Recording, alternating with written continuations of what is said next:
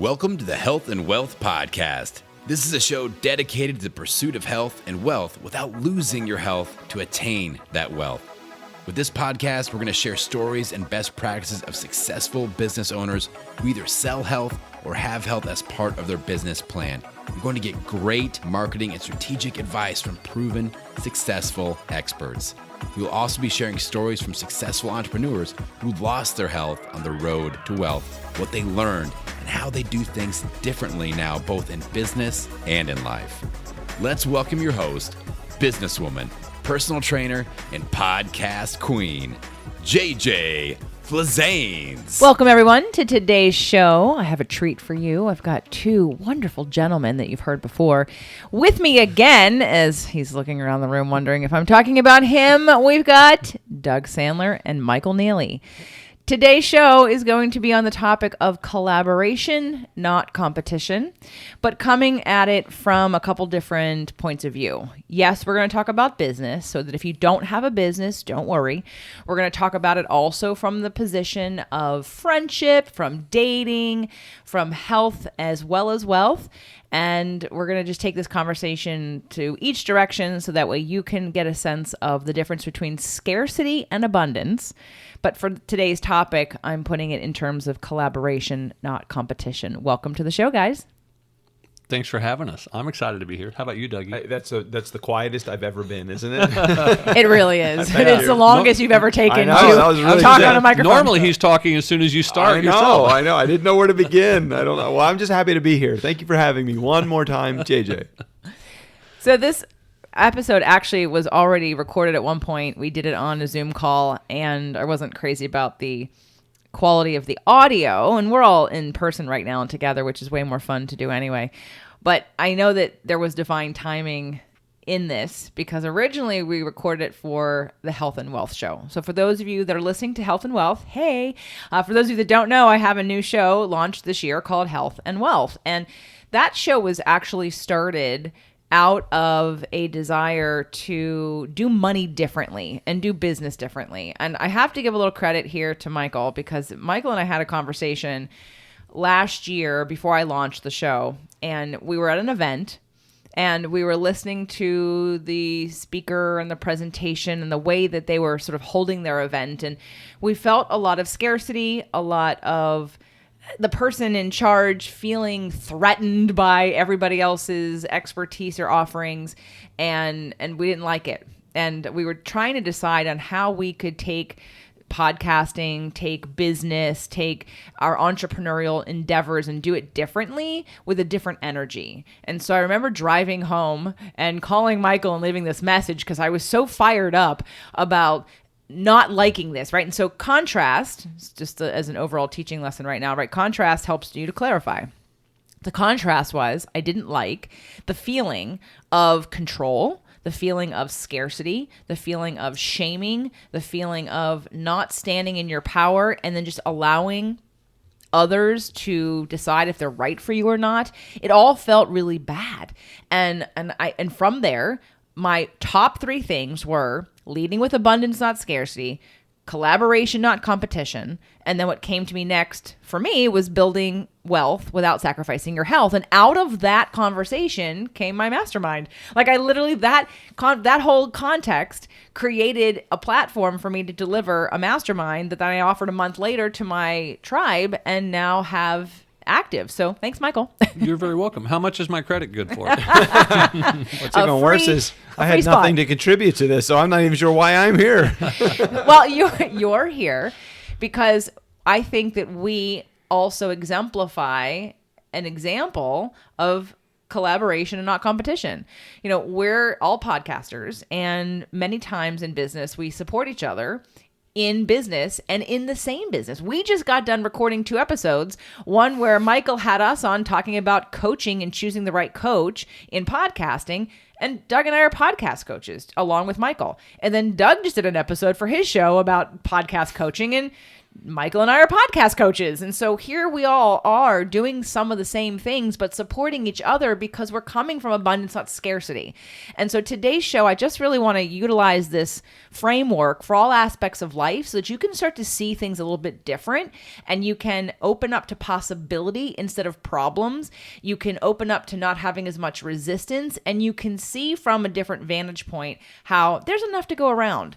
There's enough for everybody. And Michael, I'd love to start off today by you giving that quote or that fact about lists and collaboration and joint ventures, how when you sell to your list, only a certain percentage buy. I love this. Yeah, can you share that with everybody? Yeah, this for me was game-changing for me, just hearing it from you, Michael. And I know that it's not necessarily your original thought, but what's so great about it was exactly how much impact that this thought had on how I now look at I always knew I was looking at things differently, but I didn't know why. And then you just share what you shared, and then I'll chime in afterwards. Yeah, well, and the first time I heard it, it really stuck with me because of that same thing, Doug. And it is the fact that if you look at your list, and I heard this first time from someone who had a list of over 100,000 people, maybe even more, 200, 250,000 people.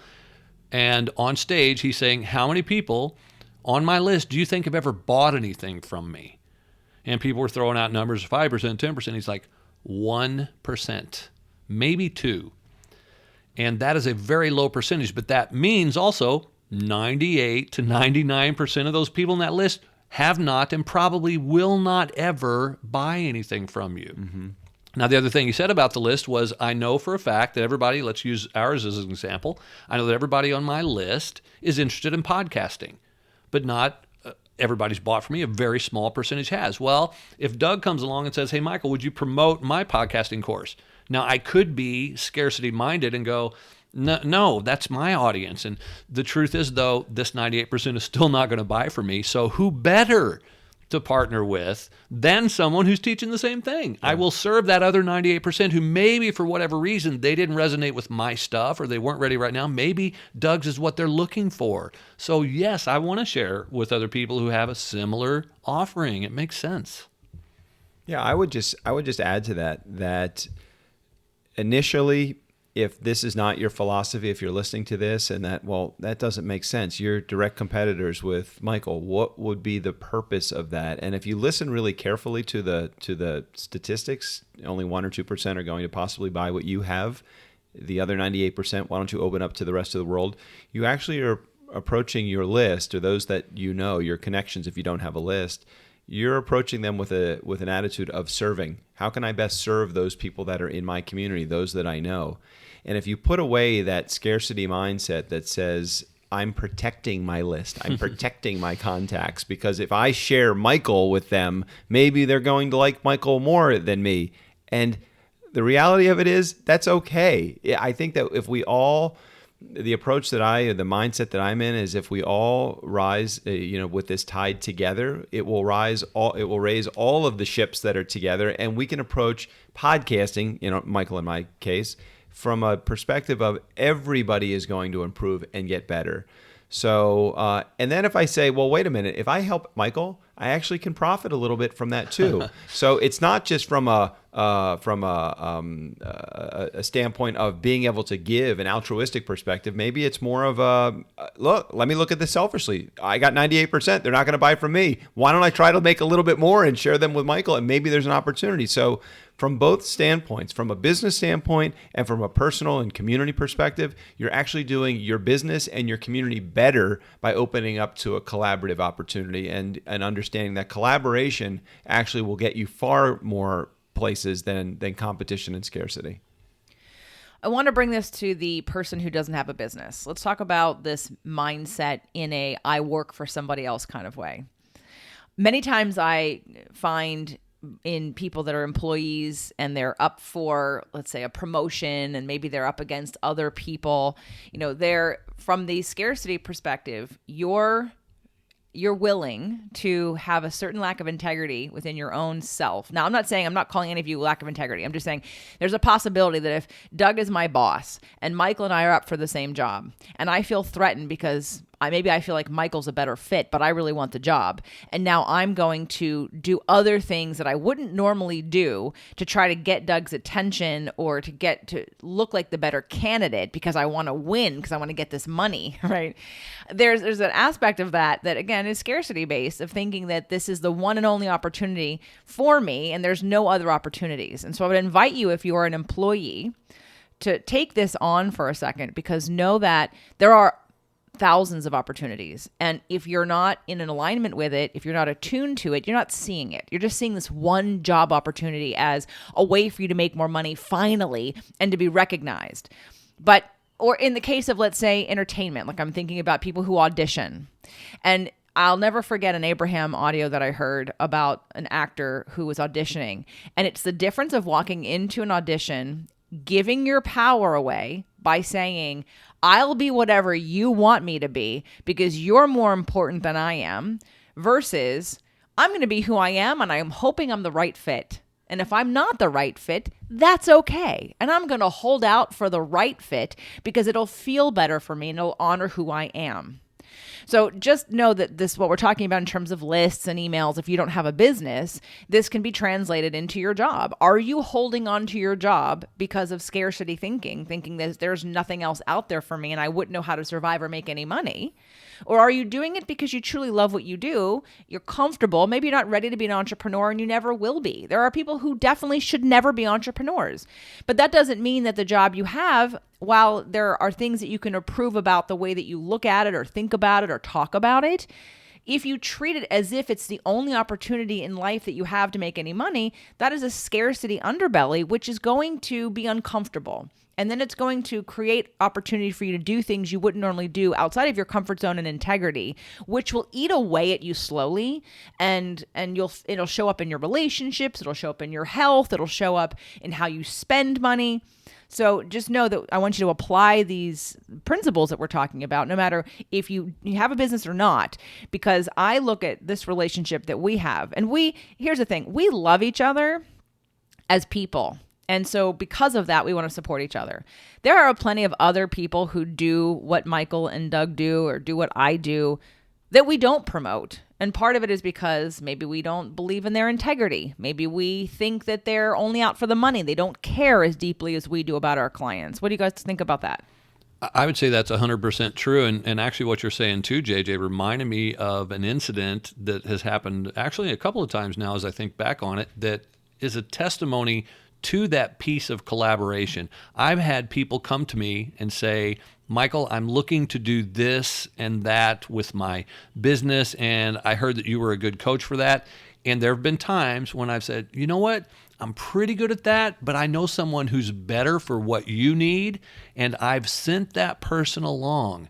And now what has happened is, the truth is, yes, I did not make money on that client, but it paid off in so many other ways, because again, when someone feels that you're doing it in service to them, then they're going to really kind of fall in love with you. They're going to go, wow, that's so in integrity. They've referred me other people because of it. And then the person that I sent them to also was like, wow, okay, if there's somebody comes to me that I'm not perfect for, I'll send them Michael's way. So when you start to put what the person's needs are above what yours are and your scarcity thinking, it shifts everything.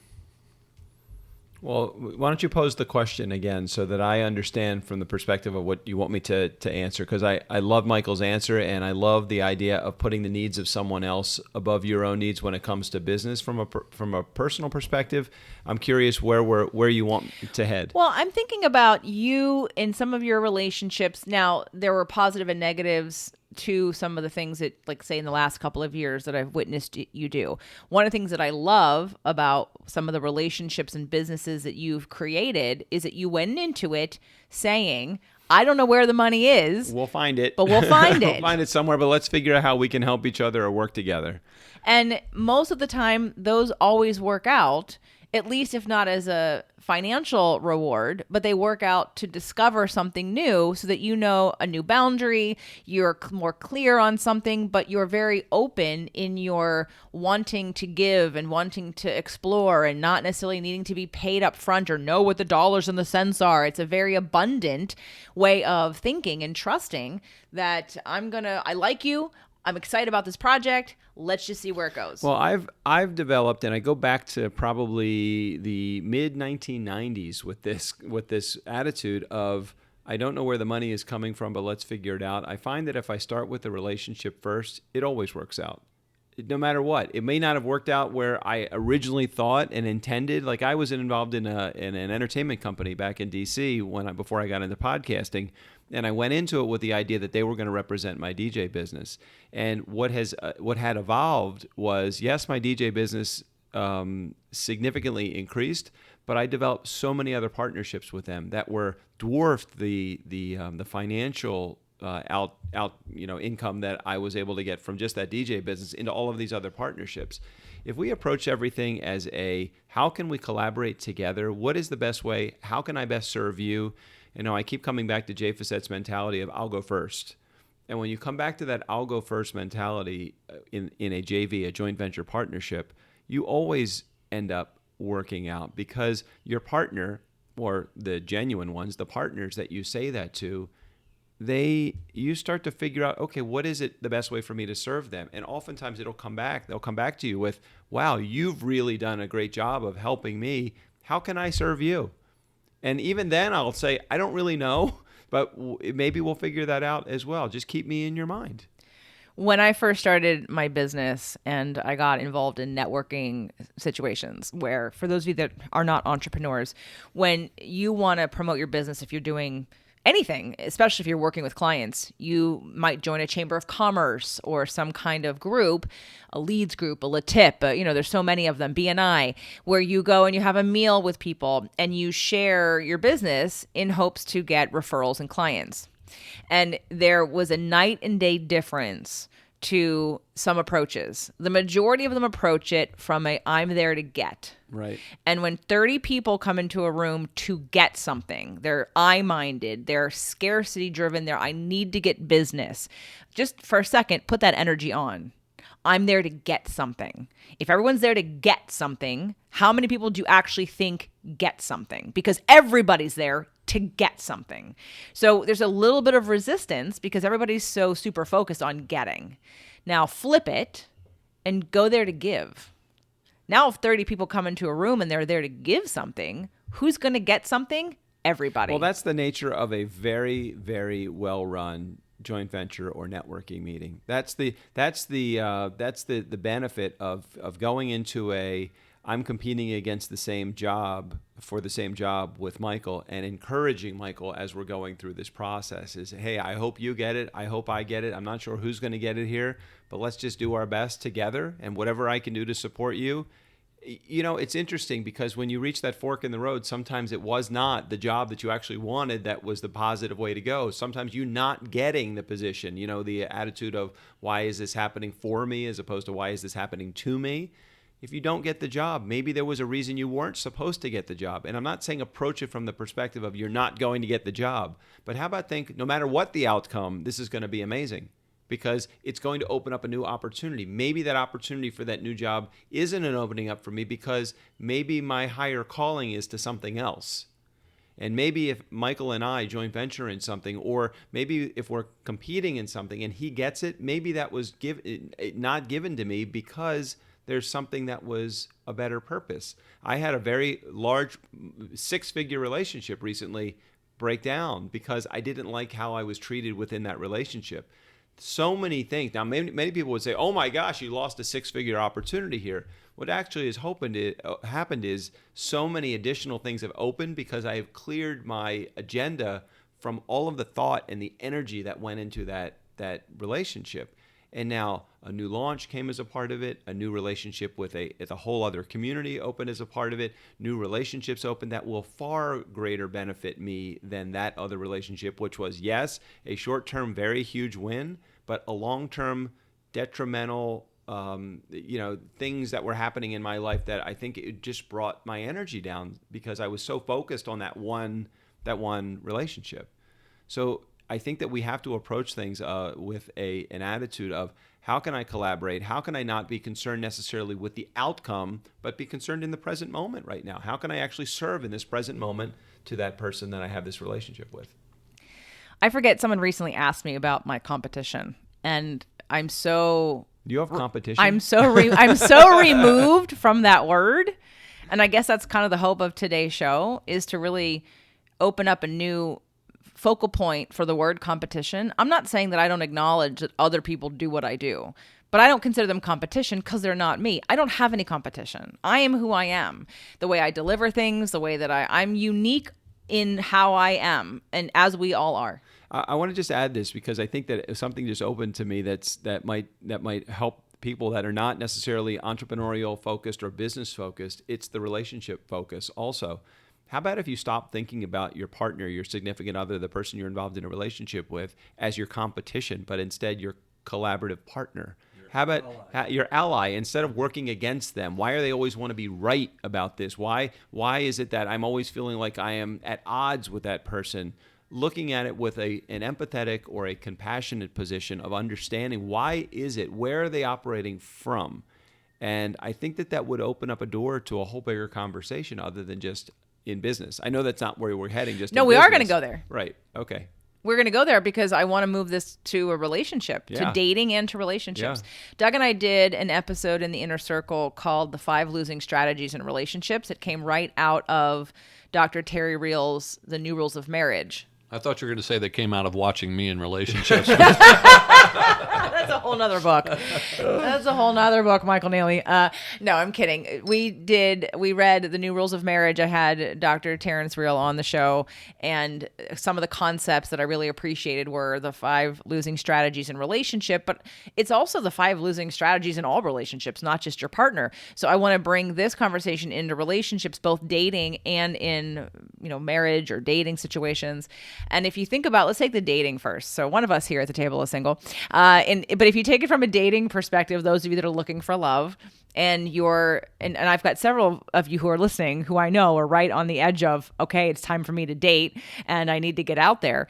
And I know what's stopping a lot of people, besides COVID, what's stopping a lot of people from dating is this idea that if I meet with one person, there's all of a sudden there's this pressure of, am I going to be competing against the other women or men who you looked at on the dating site? Or are you going to be everything that I need? And am I going to be everything you need? Or am I going to have to jump through hoops to make you like me? And what happens if there's too much of that.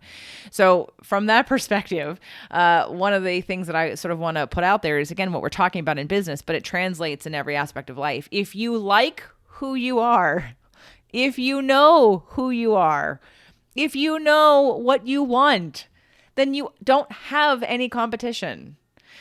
This weekend we're spending with Michael here in Santa Cruz, and for the first time I got to meet his ex-wife, who he has his son with. Which one? Oh, the one here. Which one? Yes, Michael has a few ex-wives, and I already know one of them, plus an ex-girlfriend. But this was the longest relationship and the only one with a child, and I got to meet her. And what I really appreciate about Michael's view of relationships is that just because we didn't work out doesn't mean that there's anything wrong with us. We learned what we needed to learn. We can remain friends and still love each other in a different form. Yeah. I mean, we had her and her husband, my son's stepfather, over here to join us for dinner, and we had a great time all together. Right. And I appreciate that is, while it's a whole nother conversation for lasting relationships, but what I do appreciate, because I am the same way, I feel very much like if I've been with somebody for any extended period of time, then you're part of my history. And if we're going to break up and move on, it's not some tragic, something's wrong with you, something's wrong with me. It's that we have ended our sacred contract and we've learned what we needed to learn. And now it's time to move on. But I don't look back and have like the unresolved anger and pain, and you let me down and this was a failure. And Can we send this episode to my my most recent ex-wife? She won't listen to it. She won't listen to it. But right, it's about again, taking the broader perspective of that this is not a competition. This is not a all or nothing. This is life. And if I've spent time with you and I've cared about you, why would I want you, even if I don't want to be married to you anymore or dating you, why would I want to get rid of you? It feels so, and I think it's because most people don't want to feel the pain. It's because they don't want to deal with the lessons that they learned and why this might have needed to happen for them. They want to just get rid of it and cut it off. And they think that if they cut it off, they're not going to feel the pain of whatever happened or transpired in that relationship, aka your ex-wife, right? But it's really about growing into, again, that deeper sense of there is no competition. If you know who you are, you like yourself, you value yourself, then, and you respect yourself, then there is no such thing as competition. I've got a question for you, though, that it's interesting, and I agree with you 100%. As a matter of fact, though, where it comes up in relationship, and I know maybe this isn't your relationship particular show, but I do not feel there's competition when I'm in relationship with a woman. I feel like, look, if you look at another guy and they excite you and you're interested, great, good for you. You can go be with them if that's what you want. I don't feel jealous. I don't get jealous because I'm comfortable with who I am. I don't look at them as competition because that's over there in your court anyway. That's about you, what you're up to and what you may want. Now, the question out of this, though, is, and I know this is not your relationship show per se. Well, they all are. Okay. Well, some women want you to be jealous. I've been in relationships where they're like, you don't get jealous or anything. I'm like, what's there to be jealous of? If you fall in love with someone else, you're going to fall in love with someone else. I will move on to the next relationship or be out of a relationship for a while. Michael has never been in love. It has nothing to do with me. No, I have, but it's just. Are you sure? Well, the thing a hard pill to swallow. But what can I do about it? I am who I am. You either love me or you don't, and I can't change that. And so I'm like, I've got to let it go. And I'm hoping that you will love me for who I am. And if you don't, okay. I'm not saying I'm not going to be hurt or anything, but I'm not going to be jealous and sit there and worry. Well, you're a more evolved, conscious man for the most part. There's some subjects you and I butt heads on, but otherwise, generally, you've done men's groups. You have a show called Consciously Speaking, right? You're interested in the inner workings, belief systems, patterns, habits, all that kind of stuff. You aren't afraid to take a look at some of that. A lot of men aren't.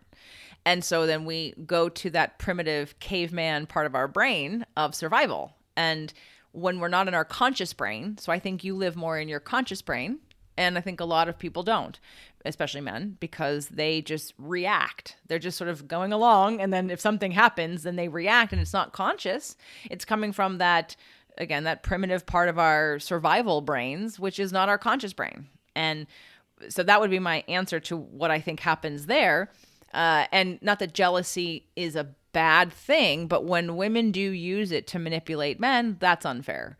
And it does happen. And I've done it too. I remember years and years ago in a relationship, I absolutely did use it. And I'm not necessarily proud of that, but it was a tactic. It was a tactic because I felt powerless. I felt like I was losing a love that I wanted to get back. And that I was grasping at straws, so to speak, of like, how do I get you to care? Oh, I'm going to go try to make you jealous now. It's not a pretty moment. It's desperation, which is the opposite of what I'm talking about. The opposite of what I'm talking about in this show is about the whole confidence, collaboration, trust, abundance, and allowing, not the behavior like that means I'm not trusting and allowing. And I wasn't in that place. Now, that was probably 10, 15 years, that was like 15, 18 years ago. It was, I've done a lot of growing since then. But in relationships, in the dating situation, if you're out there and you're getting ready to date, this is a great time for you to really get to know who you are, what you bring to the table, we had our first live mastermind meeting in Atlanta in June.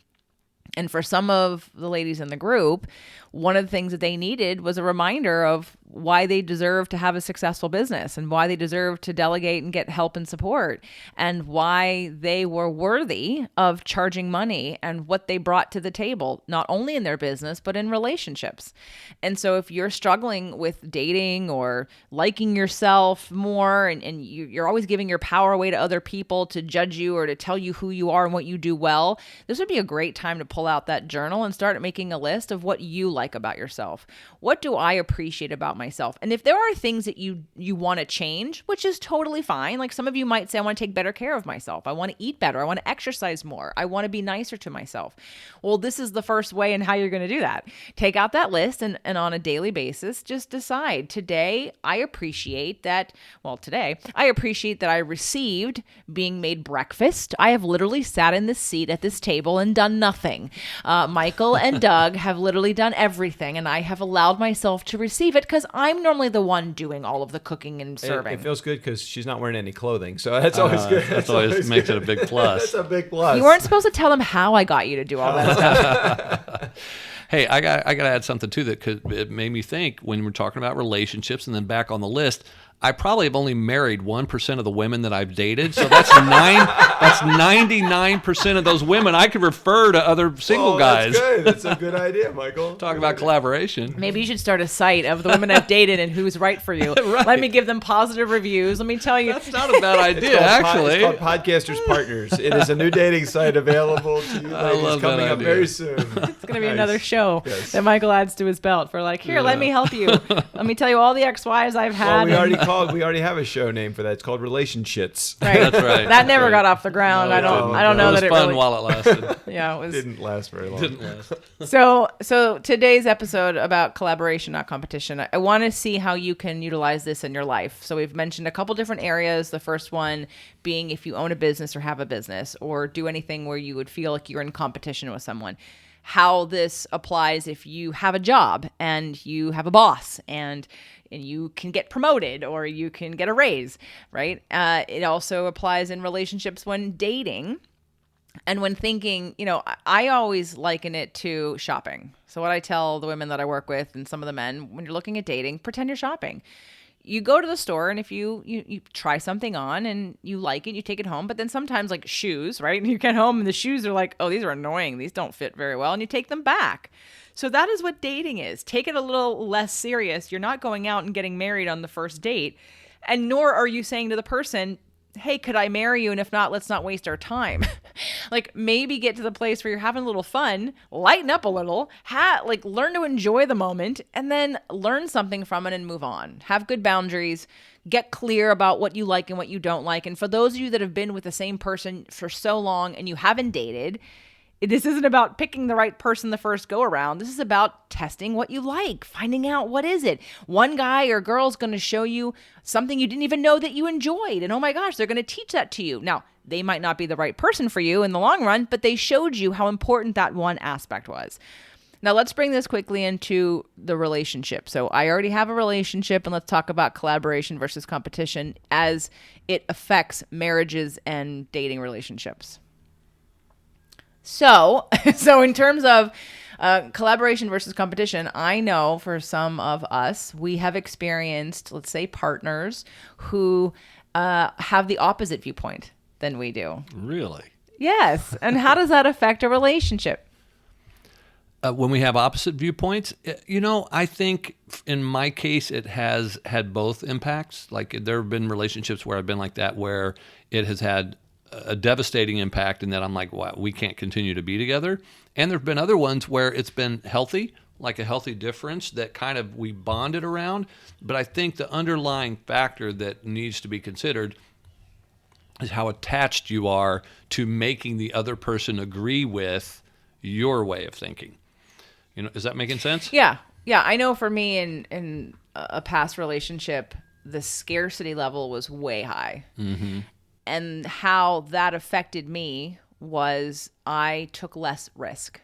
I did not allow myself to do what I would normally do because I was always worried about what the other person would think. Now, that's not their fault because I know for a fact I helped them feel more abundant when I would take risk and it would work out. And they were like, wow, you're amazing how you manifested that.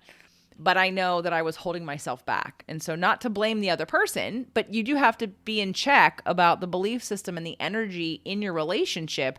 It doesn't mean you have to leave them. It's figuring out how to balance and find how you can spread your wings and not feel contained and controlled while still respecting the other person and not blaming them for your lack of feeling abundant. That's on you, not them. Right.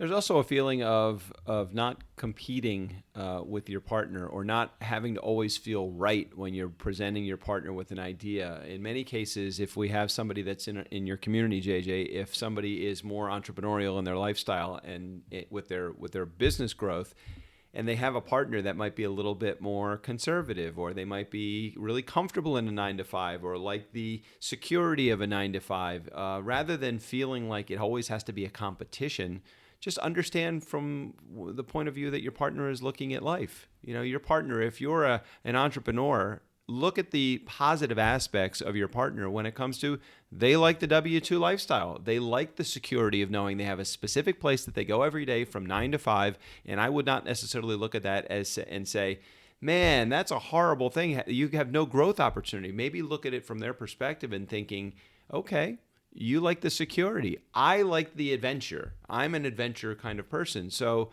just keep in mind the point of view of your partner when you're in the relationship. It's don't feel like you're competing against them because you're an entrepreneur and they're a little bit more conservative when it comes to what their business lifestyle is. Just know that it is there is a healthy balance for both of those within the relationship, and don't feel you're competing against that person. Yeah, and sometimes the competition may not even be with the partner itself, but as an example, in my relationships, I have a 17-year-old son. He's got one more year of high school, and then he's going to be leaving the nest. And so I've been in relationships where the new partner has felt competition for my time. Wow. And that can be a challenge. And so instead, let's collaborate. Let's find a way that we can meet everybody's needs, including my own too, because one of the things that I have a big need of is my own time, my solo time. And so, and I also get this too, that you may not find that workable zone. You know, you could be in a relationship with a partner that needs a lot more attention and time than you can give when you're trying to split it between having your own time, building your business, having a son or a child that you want to spend time with as well. So it can be a balancing act, and it's not always going to be a fit. Yeah, and with this idea of collaboration in relationship and in business, not competition, I just want to be really clear to sort of finish out the show and to really like hit this home for you. While I want to encourage people to come from abundance and not scarcity, that doesn't mean you don't have discernment. That doesn't mean that you promote everybody. It doesn't mean you don't have high standards or good boundaries.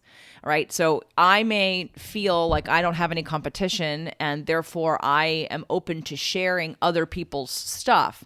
But in the case, let's say, of this particular show and my podcasts, I feel a sense of responsibility to those of you that are listening to me to share with you the best of the best that I trust, because I'm bringing them on this show and you're hearing about them. And if you like them and resonate them, and then you pay for them and you use them and you work with them, there's a level of responsibility on me, I feel, because I'm putting them in front of you. So I have very high standards and I have very good boundaries. At the same time, I also only from my intuition and what feels authentic and what feels an integrity present to you. So that's why, I got this idea when Michael and I and Doug were at an event about, again, it relates completely to Michael's next event coming up, his new podcast he has, my mastermind. It really was the ground, the grounding point of the next thing for me, which said, I don't want to operate like this anymore. I don't want to be in a business situation where everyone feels like they're competing against each other. The bottom line is, when you go to the store and you see 10 different flavors of ice cream or 10 different brands, you pick the one you like, you don't like it, you try another one. No one is going to dominate the market in any field, in any way, and you're not only going to ever have just one choice. So the reality of it is you're going to attract the right kind of client and or person for you if you're dating or have a business, and the right kind of relationships. But it's, again, the spotlight's on the abundance, not scarcity, that there's enough to go around. And Doug and Michael and I feel are a really great example of that, especially Doug and Michael, because they both do more podcast teaching, like how to teach how to do a podcast. I don't do that. I podcast coach, but I'm not the here, do my program to launch your podcast. But the two of them are best friends and they have the same kind of business structure, but they support each other without hesitation because they love each other. And we would do that for other people too, again, with the integrity of, do you actually care about your clients? Is your program actually any good? good. So just know that when you're going into any kind of business, or it's not about all of a sudden an all or nothing. I'm going to promote everybody. I'm going to tell everybody. No, you still have your boundaries. You still have your integrity, your authenticity, and your discernment about somebody. But then you share openly and willingly, trusting that everything is in right and perfect divine timing. So with that said, I am going to allow them and want them to just tell you what they're doing. So in case it does resonate with you, because I've often said to a lot of you, don't listen to someone. I have a client who she was on such a good place with me, and then she'd taken a break, and then she went to somebody else's website that was on my show, and then went to the person's website and took a quiz, and then watched a video, and all of a sudden took what that person said completely to heart and was devastated. And I got that person later, and I said, well, does that person resonate with you? Does it resonate? And if you actually think about it, and she said, no. I said, okay, then why did you listen to it? Like, you took what they said because they're some sort of expert? That doesn't matter. Did it resonate with you? If it doesn't resonate with you, then let go of it. It's not right for you, or it's not right for you right now. So for those of you that are in business, maybe you're thinking about podcasting or just some kind of coaching program or something, I'm going to start with Michael. Michael, why don't you just tell everybody about the launch you have coming up and any information about how to get to it? And yeah, well, right now I am gearing up for the re-release because it's a podcast training program I've had for years. It was originally called Zero to Launch in 14 Days, and I've revamped the entire thing because, as you know, JJ, so much has changed in the industry just in the last 6 months to a year. So I had to rewrite the entire course, and I made it even bigger and better, and it's called the Zero to Launch Podcast Accelerator. And right now we are in our what I would call cart open launch / mode, because we're trying to get a bunch of people into kick off the program in style. And so I'm happy to give a free gift to anybody who may want it. It's the simple 5-step process to launch a rockin' podcast in just 14 days. We can put the link there in the show notes. If anybody wants it, it's a freebie. And then during this week of the launch, we'll be doing a lot of trainings around that and other cool elements that will help you whether or not you start a podcast. so make sure to click the link in the show notes. You got to go to the More tab or the Show Me More tab, depending on what kind of podcast player that you use. But go to the link and get Michael's free gift and then check it out. You know, Michael's been on the show many times. He's done several of my events. I love him dearly. He's got a good heart. He's conscious. He's full of love. He cares. Otherwise, he wouldn't even be my friend. But he's been on, we've been friends and doing each other's shows since 2014, 2015. And I love you. So thanks for being here and sharing all of your wisdom. Mr. Doug Sandler. So in the true spirit of collaboration, I would also encourage you to take Michael's program. I mean, I'm telling you, honest to God's truth, it's a great program. While I haven't seen the actual makeup of the program, I've read the book that he has written that's going to be the design of the course itself. I think it's a great course. I think it's something that if you're thinking about podcasting, absolutely. Yes, we have a program also, but Michael's in the middle of a launch right now. So if you're listening to this and it's before what date? August 4th through 14 will be in launch mode. Of 2020, hop into Michael's program. It's great, and I think it would be a major win for you. And the program will take you through the course of a year, right, Michael? Yeah, it lasts a whole year, but come on, Doug. I mean, you've got an amazing program. Okay, so if that's kicking ass. And I appreciate that. If you are a podcaster right now, or if you're just podcast curious and you're trying to figure out if something like either Michael's program or podcasting is for you, or you just don't even understand the elements of things like funnels and landing pages and lead magnets and all of that stuff, JJ and I have a free masterclass. Feel free to sit in on it. It's August 3rd. It's in the afternoon. It's called Funnel Cake, and it really is a recipe for success when it comes to putting together your program. So any program for that matter. But honestly, yes, we do have a program, but we are launching cyclically all the time. We are under the sun. If the sun is revolving around the moon, if the moon is revolving around the sun and earth and stars, we are having a launch at some point. But right now, Michael's in the hunt. So I would say hop into Michael's program. It is great. And you're way too kind. Funnel Cake is also good too. Absolutely. And it's not in the afternoon, it's in the evening. But let's do turnkeypodcast.com/ Funnel. Turnkeypodcast.com/funnel to get to the webinar masterclass.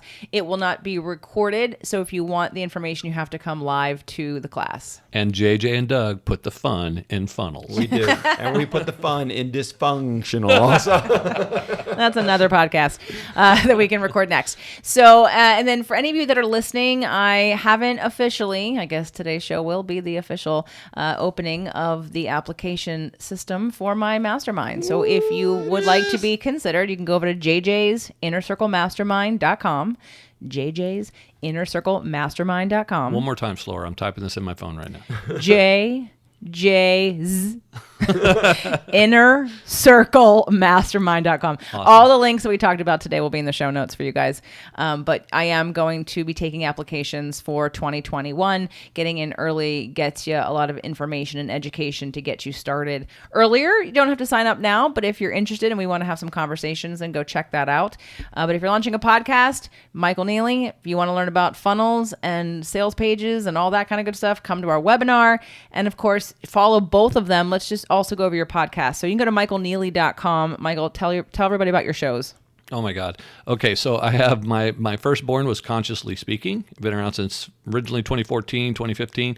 And my second one is Buy This, Not That. And then Something to Whine About, which of course we co-host together, you and I, JJ, along with Melanie Benson. And then and actually we should make Doug an official co-host at we some really point should. because he's in there all the time too.